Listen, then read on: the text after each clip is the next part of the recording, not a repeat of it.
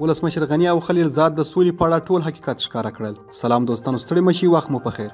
د افغانستان ولسمشرۍ ماڼۍ وایي ولسمشر محمد اشرف غني د افغان سولې لپاره د امریکا له ځانګړي استازي زلمي خلیلزاد سره د تاوتریخوالي پام وړ کمولو او د افغان حکومت لخوا یې د سمبالښت د څرنګوالي پر جزئیاتو خبرې کړې دي. د ارګ څخه خبره شوې وینا پاڼه کاږي. زلمي خلیلزاد په دې کتنه کې ولسمشر ته د هغو ګامونو په اړه هم معلومات ورکړل چې د تاوتریخوالي له کمولو وروسته به اخیستل کیږي. د دې وینا پاڼې له مخې په مونیخ کې له امنیتي ناستې وروسته ولسمشر له والیانو او د دفاعي بنسټونو له مشرتابه سره مشورې وکړې چې دا لړۍ به دوام کوي. 2 ورځې وړاندې د افغانستان کورنۍ چارو وزارت سرپرست مسعود اندرابي ویلي وو د امریکا او طالبانو ترمنځ د هوکړې له مخې به په افغانستان کې د تاوتریخوالي د کمښت پړاو په راتلونکو 5 ورځو کې پیل شي. ښاغلي اندرابي کابل کې له امنیتي چارواکو سره په یوه ګډه غونډه کې ویلي وو په دې ورځو کې به طالبان ځانمرګي او راکټي بریدونه نه کوي.